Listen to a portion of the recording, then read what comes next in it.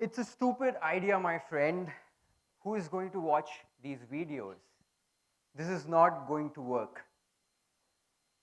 These were the exact words told to me by someone I really looked up to when I showed him first of my few food videos, and my world shattered around me for a moment. I walked out of that room and I told to myself, you have to prove yourself.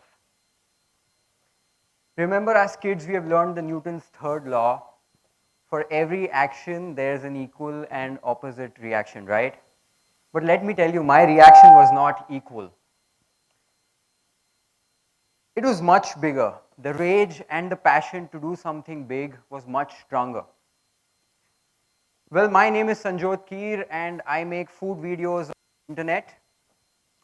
And I'm on a mission to make Indian food look super sexy.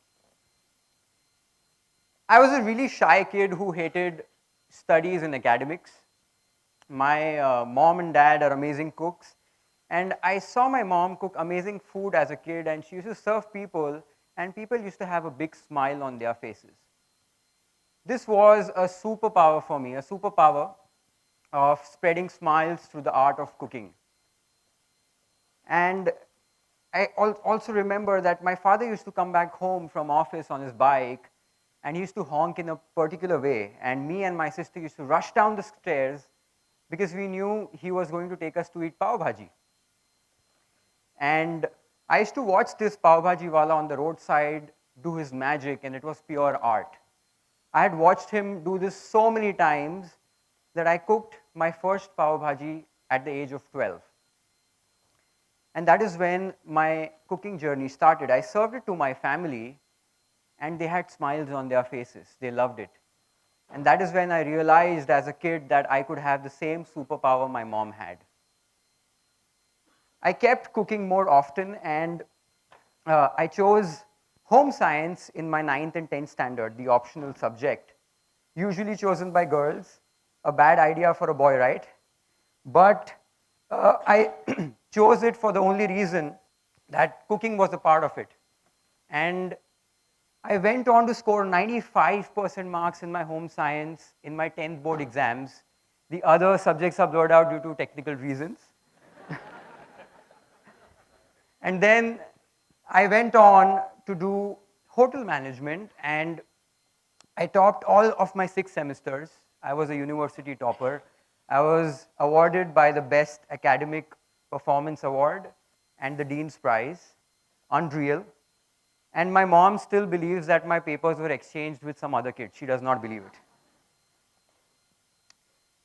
Within just 5 or 6 months of passing out from hotel management, I got an opportunity to be the food producer for the show MasterChef India Season 4 Extra Class. And I worked with the finest chefs whom I always looked up to. It was an unreal experience. So everything until here seems to be so perfect, right? The perfect path to an amazing career.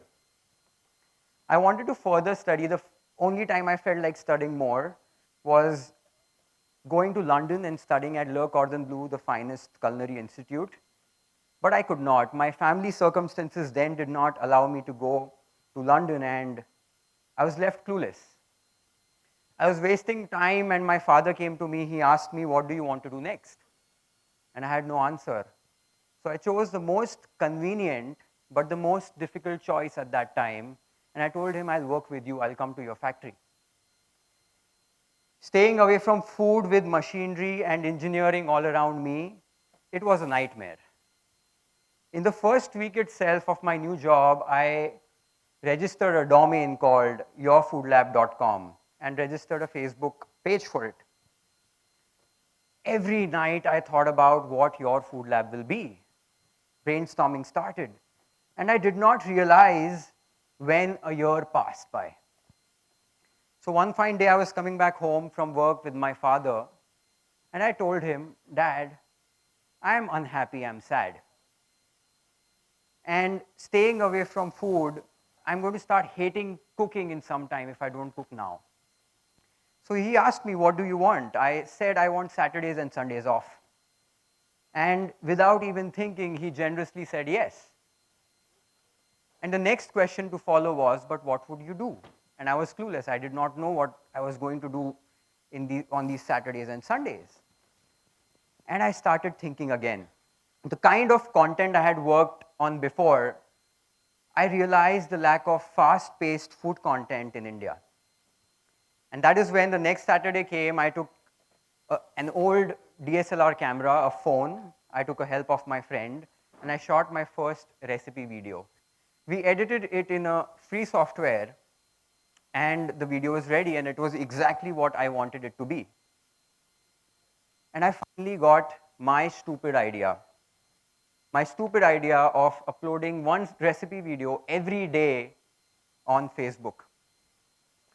So I kept on shooting more and more videos on weekends. We made DIY ceiling lights, DIY video lights using ceiling lights, a DIY overhead rig, and I rented out cameras because I did not have the money to buy a new one. I shot almost 100 videos before uploading my first video. I did not have the guts to put my work out there in front of all of you guys. And I started showing these videos to people around me. I showed it to a mentor of mine, and he said, who is going to watch these videos? You're going to get bored doing this really soon. People around me said, how can making videos on social media be a full-time career? How would you earn? How would you sustain doing this? And I was just being told to kill my stupid idea. With all of this encouragement around me, I went on to upload my first video on Facebook on 25th April 2016 at 6 o'clock in the evening. Pizza dosa. And I had 330 friends at that time on Facebook. So I thought 500 views is a good number. My father told me 100 views should be good. You should be happy with 100. And the next day, the views were 10,000 views for this video.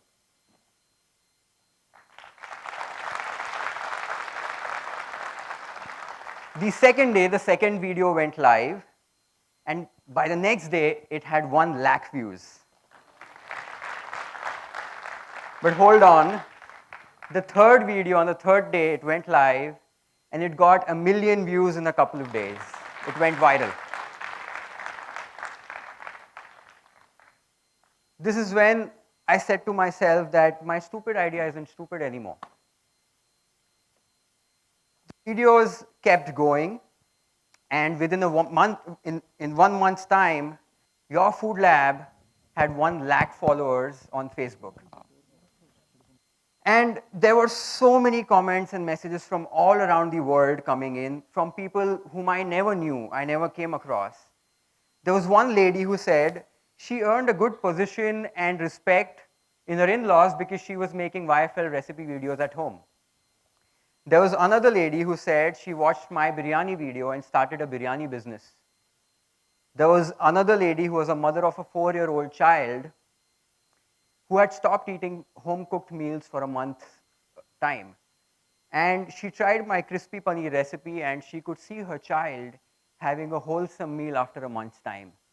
And I remember reading this message just within a month of my daily uploads, and I had tears in my eyes. I just thought that how making videos, shooting videos in my living room, on my dining table, in one corner of this world, can have such a big impact in people's lives. I was so proud of myself, and now I met more people. People said, your videos look beautiful, you have 1 lakh followers now, you are internet famous. But there were questions to follow. But how does this help you? How are you going to earn? Followers is just a number, and these followers are not going to come and feed you. What is the future? And after even proving myself, I was still being told my idea was still stupid. So I kept uploading video after video, day after day, and gave in everything I had to sustain my stupid idea of uploading one video every day. And within 6 months, I got my first big brand endorsement. And yes, I started making money out of these stupid videos. We worked on new concepts, never seen before recipes, concepts like Your Food Lab Junior, where in my 4-year-old nephew, Ian. He taught cooking, healthy cooking habits to children. It went viral. People loved the concept. People loved my recipes. And within a year's time, YFL became a global community with 1 million followers on Facebook.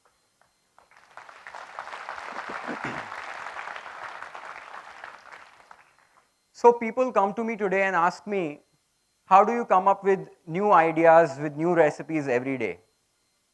The answer is pretty simple. Ideas are all around me. So Indian kitchens are very sustainable kitchens. Our mothers, our homemakers, the people who cook in Indian kitchens do not waste anything. Leftover rice turns into fried rice the next day, chapatis turn into rolls, and we don't like to use professional equipment. And also we like to use very easily available ingredients. And this is one habit to learn while making food content. So cheese burst pizza is something we all love. We usually order it from takeout and it's expensive, difficult to make at home. So I like to simplify down recipes. So I made this cheese burst toast wherein I use sandwich bread slices, a homemade cheese sauce, put it in between two slices, pizza sauce, cheese toppings cooked on a tawa, not in an oven. And in minutes, a cheap but yet tasty and wonderful, amazing recipe, a cheese burst toast is ready at home. And no oven is needed, and this is the kind of content and recipes I like to work on. Street food inspires me a lot, and until now, you know that pav bhaji is my first love. So I created this recipe called pav bhaji bruschetta, wherein I put pav bhaji flavored veggies on top of pav or bread, top it with cheese, and then you cook it on a tawa, and an amazing fusion desi Italian recipe is born. I like to keep Indian flavors living in fusion food. That is how I like fusion food to be treated with. Social media is all about fun and quirky ideas. And one day I just went out to buy vegetables, and I saw this lady removing corn kernels from the corn cob. And she was doing it so efficiently that I was mind blown. I came back to the studio, I took a toothpick, I inserted it in a row of corn kernels, twisted it on one side, and the corn came out magically. I was mind blown. And I created this recipe called masala corn fries. The video went viral. It's one of the most watched YFL video ever. And I remember a chef from UK sending me a video saying that it worked. And that is the whole idea of it, that things on social media never work at home. But I like to create ideas and concepts where things work at home, ideas work at home, and it's not a gimmick. Because I want YFL viewers to come the next day to watch my next video and try it at home again. That is the point of making good ideas work and making content over it.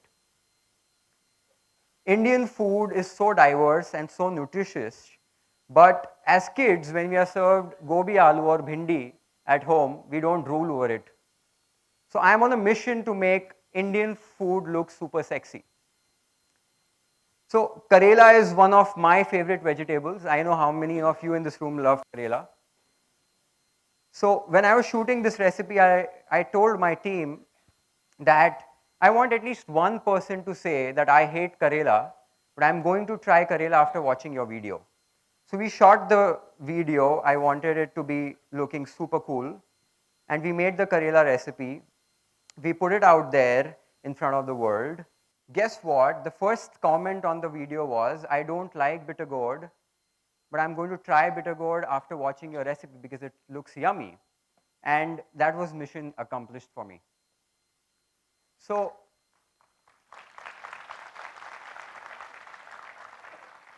how do we do this?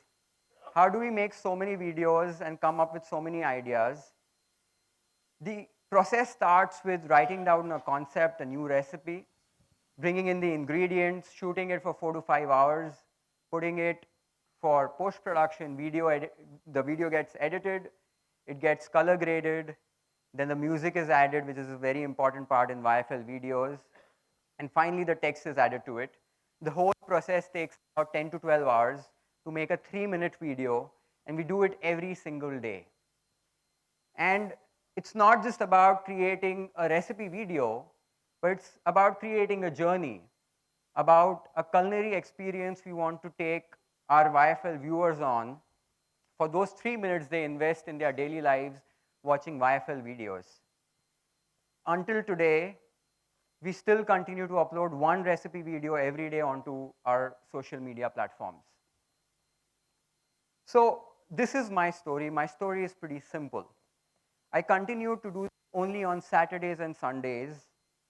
And one fine day, my father came to me and told me, Dad, don't come to the factory anymore. Do this full time. You are meant to do this. And I say that millions of people around the world prove how crazy ideas work.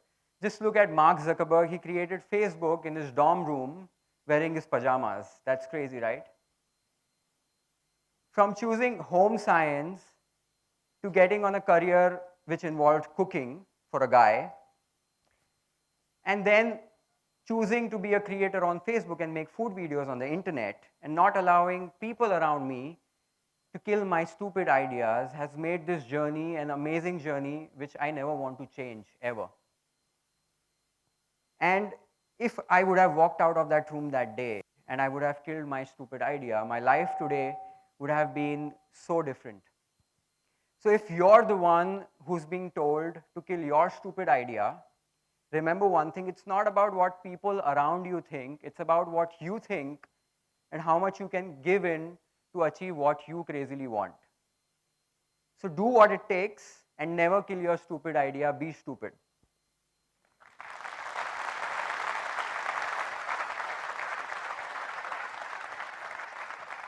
Thank you so much for having me here. I'm on my way to upload my next video for today. Keep spreading love and stay food blessed.